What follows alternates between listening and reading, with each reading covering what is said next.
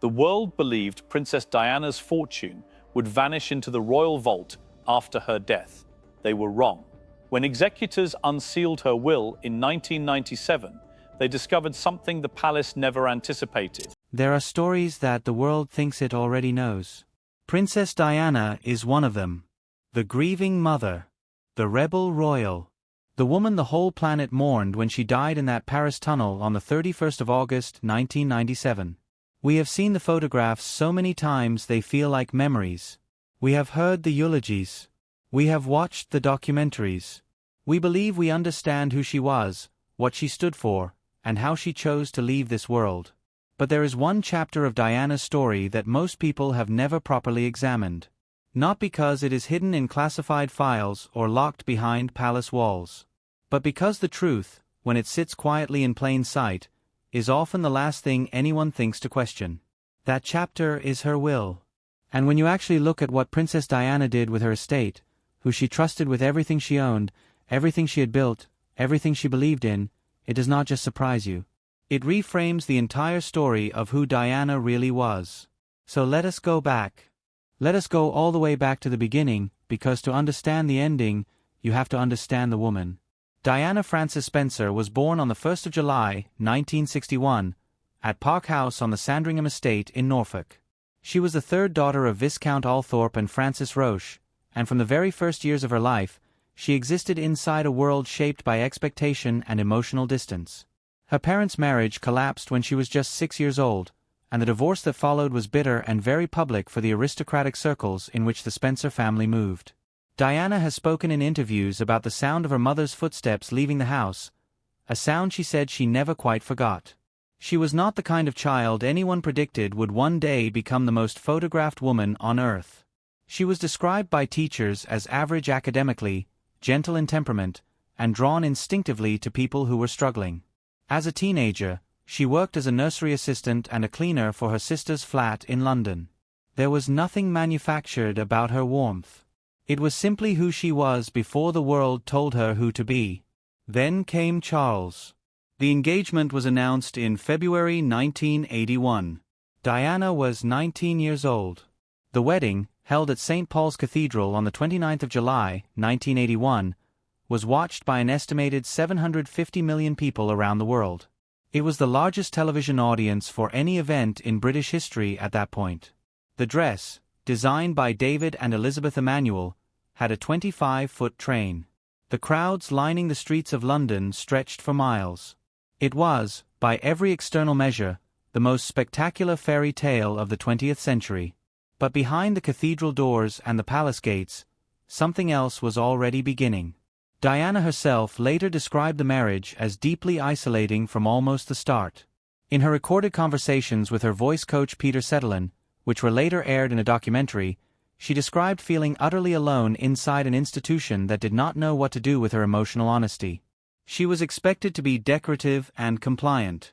She was, by nature, neither. The 1980s tested her in ways the public only glimpsed at. She developed bulimia, which she later described openly as a consequence of feeling out of control inside a life that had been handed to her rather than chosen. She sought help but found the palace machinery largely unsympathetic. Charles's relationship with Camilla Parker Bowles, which Diana suspected had never truly ended, cast a long shadow over every year of their marriage. By the time the formal separation was announced in December 1992, it was not a surprise to anyone who had been paying close attention. It was simply the public acknowledgement of a private collapse that had been happening for years. What came next is where Diana stopped being a princess in the traditional sense and started becoming something else entirely.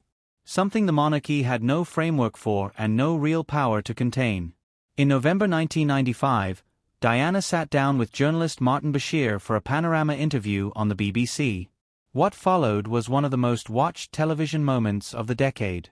Diana spoke with measured composure and devastating clarity about the loneliness, the bulimia, the affairs, and the institution she had given her life to. She looked directly into the camera and said she wanted to be a queen of people's hearts. The establishment was horrified. The public was transfixed. The interview drew an audience of 22.8 million viewers in the United Kingdom alone, according to BBC records. But Diana was not simply settling scores. She was, in the most deliberate way, redefining what royal life could mean. She had already been doing it for years through her charity work. Her visit to the AIDS ward at Middlesex Hospital in 1987, where she shook hands without gloves with patients at a time when much of the public still feared the virus could be transmitted through casual touch, sent a message that no government press release could have delivered as effectively. The image traveled around the world. It changed the conversation. In January 1997, she walked through active minefields in Angola with the Halo Trust, bringing international attention to the landmine crisis in a way that diplomats had failed to do for years. The Ottawa Treaty, which committed countries to banning anti-personnel mines, was signed in December of that same year. These were not the acts of a woman performing compassion for cameras. These were the acts of someone who had decided that if the institution she had been born into by marriage would not allow her to matter in the traditional ways, she would matter in her own ways. She was, by the mid-1990s, one of the most powerful private individuals in the world in terms of her ability to shift public attention and political will, which makes what she did with her estate all the more significant. Diana updated her will in 1996, 1 year before her death. The document was witnessed and legally executed with care. At the time of her death, her estate was valued at approximately £21.5 million, according to the probate records filed in England and Wales in late 1997. She had accumulated this through her divorce settlement from Prince Charles, the proceeds of various personal projects, and the management of her own financial affairs following the separation. Most people assume, if they think about it at all, that Diana left everything to her sons William and Harry. And in part, that is true. Trusts were established for both princes to provide for their education, independence, and long-term financial security. These were structured carefully, with provisions to ensure the money could not be absorbed into royal accounts or controlled by the palace machinery. But the more significant and far less discussed part of her estate went somewhere else entirely. Diana left a substantial portion, approximately 1/4 of the residual estate after specific bequests, to be distributed among 17 charities she had personally supported during her lifetime. These included organizations focused on AIDS research and patient care, landmine clearance, homelessness, children's welfare, and cancer support. The specific charities named in her will include the Royal Marsden NHS Foundation Trust, the English National Ballet, and Centrepoint, among others, according to reporting by The Guardian and documents examined by legal historians in the years following her death. But even this is not the part that changes everything. The detail that most people have either forgotten or never properly absorbed is this: Diana named a single executor to manage her entire estate. One person. And that person was not a palace-appointed lawyer. It was not a senior member of the Spencer family. It was not a financial advisor with decades of experience managing aristocratic wealth. It was Paul Burrell, her butler. Paul Burrell had worked for Diana since 1987, first at Kensington Palace and later in a more personal capacity as she navigated the years after the separation. He was, by his own account and by the accounts of those who knew both of them, one of the very few people Diana genuinely trusted. In a life defined by institutional surveillance and emotional isolation, Burrell was a constant. He knew her routines, her fears, her loyalties, and her grievances. He had been present during some of the most difficult periods of her private life. And she gave him the keys. As sole executor, Burrell was legally responsible for administering the entire estate. This meant he had authority over the physical property, the financial accounts, the personal possessions, the jewelry, the clothing, the letters, and the decisions about how all of these things would be managed, distributed, or preserved. In legal terms, an executor holds fiduciary responsibility, meaning every decision must serve the interests outlined in the will.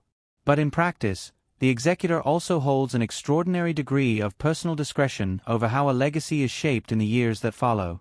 The palace, by all accounts, was not prepared for this. The idea that a man who had polished shoes and managed domestic arrangements now stood between the royal family and Diana's estate was, from the institution's perspective, deeply unsettling. Charles reportedly found it insulting. Senior courtiers found it incomprehensible. But Diana had done it deliberately and legally, and there was very little anyone could do about it. The tension erupted publicly in 2002 when Burrell was arrested and charged with stealing more than 300 items belonging to Diana, the Princess of Wales, Prince Charles, and Prince William. The trial became one of the most sensational legal proceedings of the early 2000s. It dragged Diana's private world into open court, with testimony about her letters, her relationships, her fears, and her personal habits. The public fascination was enormous. Then, in November 2002, the trial collapsed. Queen Elizabeth II had recalled a conversation she had with Burrell shortly after Diana's death, in which he had informed her he was taking items into safekeeping. The charges were dropped. Burrell walked free. The collapse of the trial raised more questions than it answered. Why had that conversation not been disclosed earlier? Who had known about it? And what did it mean for the broader question of how Diana's estate had been managed in the 5 years since her death? Burrell went on to write 2 books about his time with Diana. The first, A Royal Duty, published in 2003, contained detailed accounts of her private life and reproduced portions of personal letters. The book drew fierce criticism from the Spencer family, from Princes William and Harry, and from palace officials. William and Harry issued a joint statement saying the book was a betrayal of their mother. Charles reportedly used language even stronger in private. But Burrell maintained that everything he did was in service of Diana's memory and wishes. Whether one believes him or not depends largely on what one makes of the relationship he had with her, and of the decision she made in her will. That decision, when you examine it carefully, is not really about Burrell at all. It is about Diana. Consider what it means for a woman of her stature, in her position, with her resources, to appoint a domestic employee as the sole executor of her estate. Consider what it says about her relationship with institutional power, with the aristocratic world she had been forced to navigate for 15 years, with the palace lawyers and royal advisers and courtiers who had, in her view, spent years trying to manage and diminish her. She could have chosen any one of 100 establishment figures. She could have appointed senior members of her own family. She could have built a conventional legal structure around her estate with a board of trustees and professional managers. She chose the man who made her tea, the man who kept her secrets, the man she actually trusted. That is not a careless decision. That is an act of profound intentionality by someone who understood exactly what she was doing. Diana had spent years watching the machinery of the royal establishment operate. She had seen how institutions protected themselves, how narratives were managed, how inconvenient truths were buried quietly. She had tried to speak and been silenced. She had tried to exist authentically and been pathologized. She had watched the palace use legal and procedural mechanisms to limit her agency at every turn. And so when it came time to decide who would guard her legacy, she did not choose the system. She chose a person. A specific, loyal, imperfect, human person who had demonstrated through years of daily proximity that he was hers, not theirs. The humanitarian legacy that her estate helped sustain is not incidental to this story. It is central to it. The Diana, Princess of Wales Memorial Fund, established after her death in 1997,